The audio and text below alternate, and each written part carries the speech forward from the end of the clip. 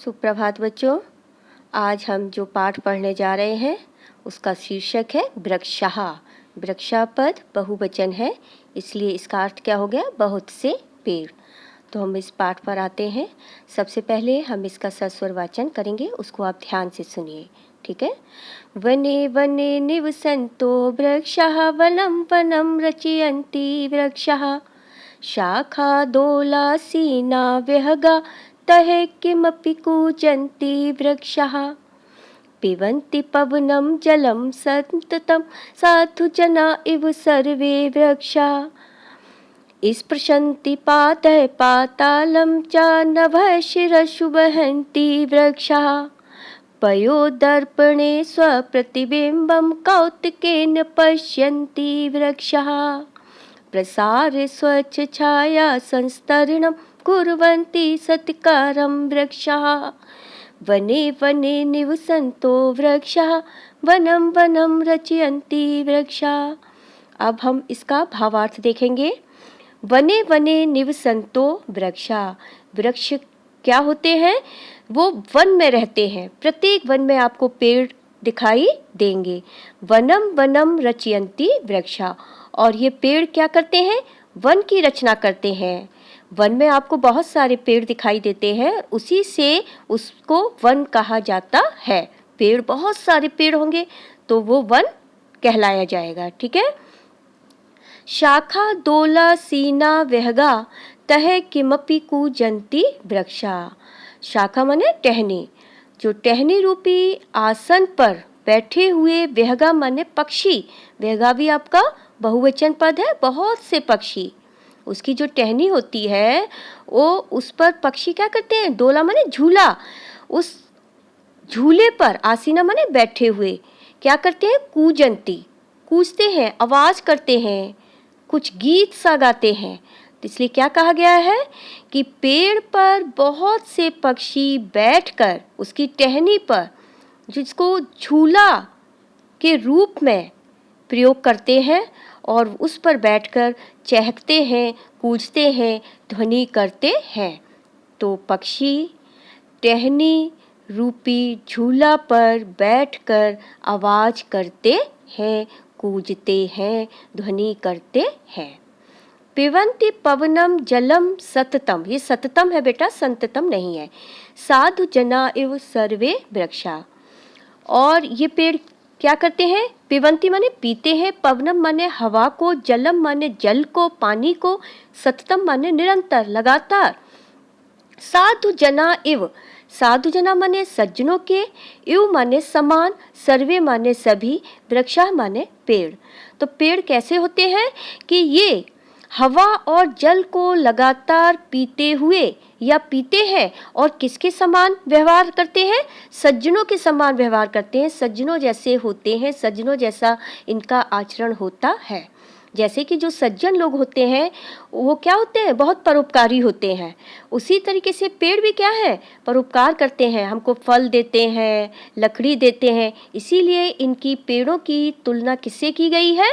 सज्जनों से की गई है, साधु लोगों से की गई है। इस प्रशंति पादय पातालम चा नवह शिरसु वहन्ति वृक्षाः, और अपने पैरों से, पादय माने पैरों से, इस प्रशंति माने छूते हैं, पातालम माने पाताल को, जो अपने जड़ रूपी जो पैर होते हैं इनके, इससे पाताल को छूते हैं। और नवह शिरसु वहन्ति वृक्षाः, आकाश को छूते हैं। वहन्ति माने आकाश को अपने सिर पर ढोते हैं, वहन्ति माने ढोते हैं, शिरसु माने सिर पर, नभः माने आकाश को। ये पेड़ कैसे होते हैं? आकाश को अपने सिर पर ढोते हैं, उनका वहन करते हैं, और अपने जड़ रूपी पैरों से पाताल को छूते हैं, ठीक है। पयो दर्पणे स्वप्रतिबिंबम, पयः माने जल, और दर्पणे माने शीशा, आईना। जल रूपी दर्पण में स्वप्रतिबिंबम, स्व माने अपने, प्रतिबिंबम माने छाया को, कौतुकेन माने आश्चर्य से, पश्यन्ति माने देखते हैं, वृक्षा माने पेड़। और पेड़ क्या करते हैं कि जल रूपी दर्पण में जल रूपी आईने में अपनी प्रतिबिंब को, अपनी छाया को बहुत ही आश्चर्य से देखते हैं। नदियों के किनारे बहुत सारे पेड़ रहते हैं, नदियों में जल रहता है, तो जो पेड़ होते हैं वो अपने प्रतिबिंब को, अपनी छाया को जल में देखते हैं। प्रसार स्वच्छ छाया संस्तरणम कुर्वन्ति सत्कारम वृक्षा। प्रसार माने फैलाकर, स्वच्छ माने स्वच्छ साफ, छाया संस्तरण छाया रूपी, संस्तरण माने बिस्तर को। तो पेड़ कैसे होते हैं? अपने छाया रूपी बिस्तर को फैलाते हैं, उसका हम आश्रय लेते हैं। जो भी राहगीर जाते हैं, जब पेड़ के नीचे जब उनको बहुत धूप लगती है, बारिश होती है, तो उसका क्या लेते हैं? आश्रय लेते हैं। तो हमको क्या करना चाहिए? कुर्वन्ति सत्कारम वृक्षा। हमें पेड़ों की महानता को समझना चाहिए, वो हमको आदर देते हैं, हमारा आदर करते हैं, तो ऐसे पेड़ों का हमें सम्मान करना चाहिए, उनको आदर देना चाहिए। पेड़ों को ज़्यादा काटना नहीं चाहिए। आजकल पेड़ काट दिए जाते हैं। पेड़ हमें बहुत ही कुछ देते हैं, लकड़ी देते हैं, है ना, हमको छाया देते हैं, फल देते हैं, फूल देते हैं। तो ये आपके पाठ का भावार्थ हुआ। और अब हम आते हैं इसकी अभ्यास पर। इस पाठ के आप लोग शब्दार्थ याद करेंगे और इसको कॉपी में भी लिखेंगे। हम अभ्यास पर आते हैं। पहला प्रश्न है, वचनानुसारम रिक्त स्थानानि पूरयत। वचन के अनुसार खाली स्थान भरो। एक वचन, द्विवचन, बहुवचन में रूप दे रखा है। जहाँ एक वचन में खाली है तो आपको एक वचन में वो पद भरना है, द्विवचन में खाली स्थान है तो वहाँ द्विवचन में भरना है, और जहाँ बहुवचन में रिक्त स्थान है वहाँ बहुवचन में भरना है।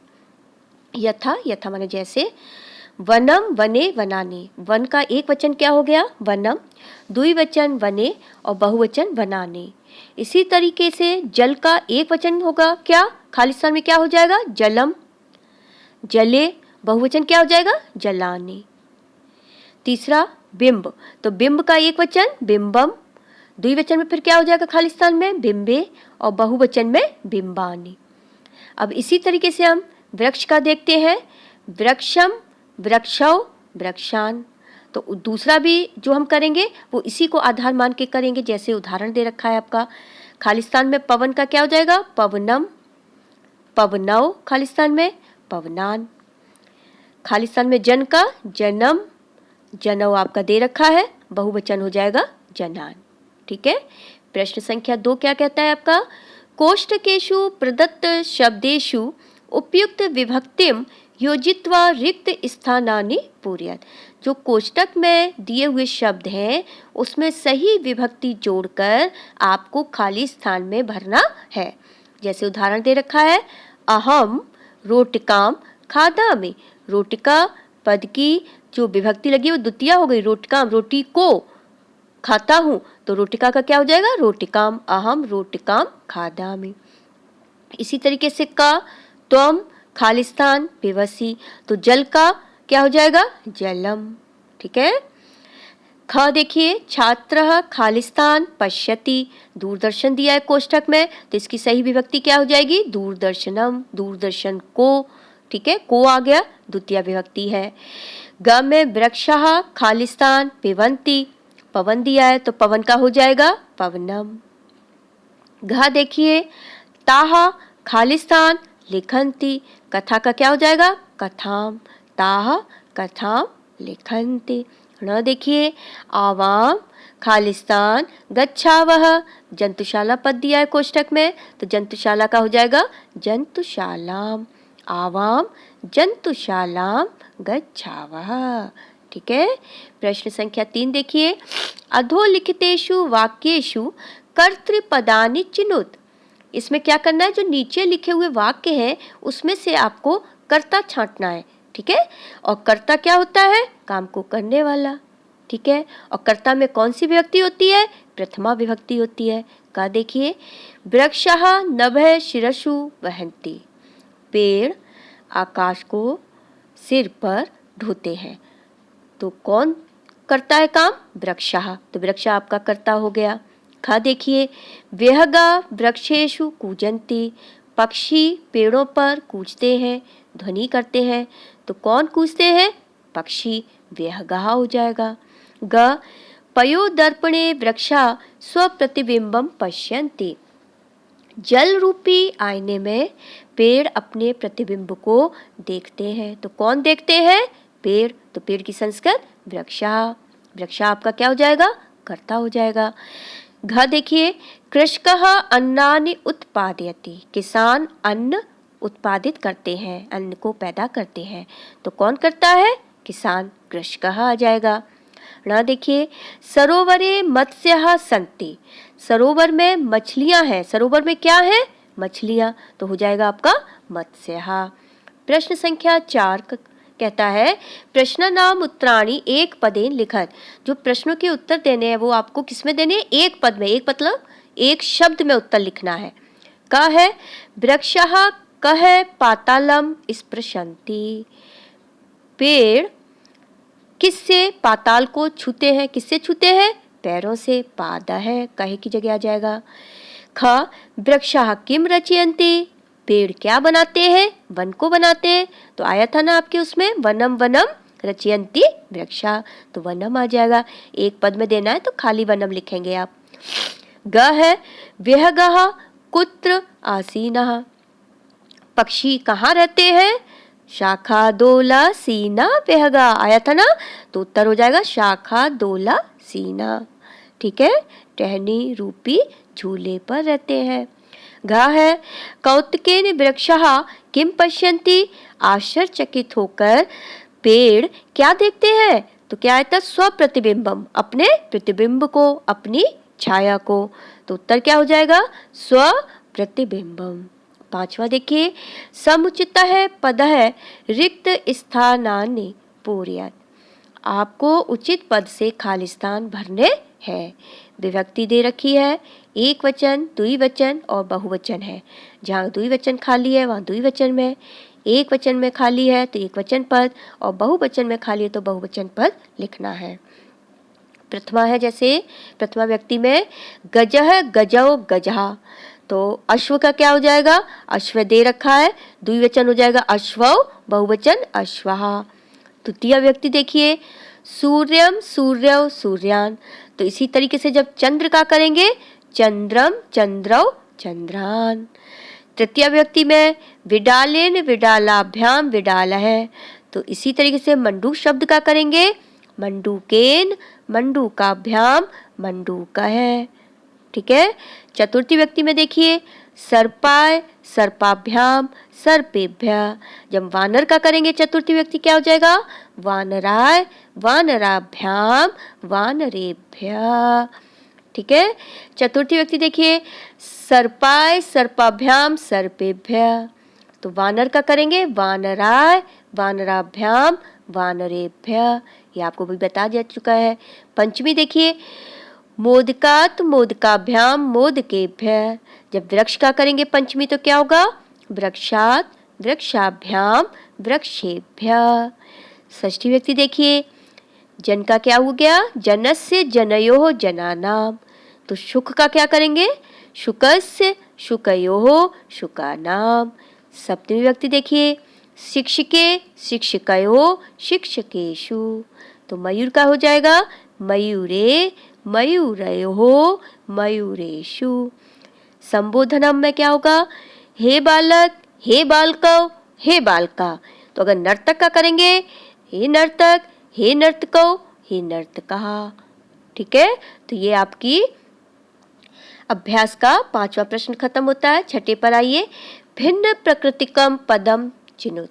आपको जो भिन्न प्रकृति का, जो अलग स्वभाव का पद दिख रहा है, अलग प्रकृति का दिख रहा है, उसको चुनना है। का देखिए, गंगा लता यमुना नर्मदा। तो आप इसमें देख रहे हैं गंगा भी नदी है, यमुना भी नदी है, नर्मदा भी नदी है। तो आपको अलग क्या दिख रहा है? लता, बेल अलग दिख रही है ना? तो आप उसको लता को लिख देंगे उत्तर में। खा देखिए, उद्यानम कुसुमम फलम चित्रम। तो इसमें क्या अलग दिख रहा है? उद्यानम भी आपका क्या हो गया? बगीचा। कुसुम क्या हो गया? फूल। फलम माने फल। ये सब चीजें आपको एक जगह मिल जाएंगी, लेकिन आपका चित्रम जो है वो अलग से दिख रहा है। तो आपका उत्तर हो जाएगा चित्रम, जो एकदम भिन्न है उनसे। गा देखिए, लेखनी तूलिका चटका पाठशाला। लेखनी, तूलिका, पाठशाला, ये तीनों एक दूसरे से मिल रहे हैं, मेल खा रहे हैं, सब आपको दिखाई देंगे एक जगह। लेखनी माने जान ही रहे हो आप, लिखने वाली, है ना, कलम। तूलिका ब्रश होता है, रंग वंग बनाते करते हैं ना जो, उससे ब्रश हो गया। और आपका चटका माने चिड़िया, अलग हो गया। पाठशाला उसी से संबंधित है, लेखनी, तूलिका, पाठशाला। तो अलग क्या हो गया आपका? चटका, तो लिख देंगे चटका। घ देखिए, आम्रम, कदलीफलम, मोदकम, नारंगम। आम्रम मने आम, कदलीफलम मने केला, मोदकम मने लड्डू, नारंगम मने नारंगी। तो आपका आम, केला और नारंगी ये सब फल है, लेकिन मोदकम का अर्थ हो गया लड्डू, ये अलग है, तो उत्तर हो गया आपका मोदकम। तो इस तरीके से आपका क्या हो गया, ये पाठ खत्म हुआ। इसकी हमने आपको हिंदी बताई, अभ्यास कराई। आप इसका अभ्यास करेंगे, इसको कॉपी में इसकी एक्सरसाइज को लिखेंगे, ठीक है। इस गीत को आप याद करेंगे, ठीक है। और जो भी समझ में नहीं आया उसको आप हमसे पूछ सकते हैं, हम उस समस्या का समाधान करेंगे। आपको इसी पाठ से संबंधित गूगल क्लासरूम पे जो प्रश्न दिए जाएंगे उसको आप करके हमको गूगल क्लासरूम पे ही भेजेंगे। धन्यवाद।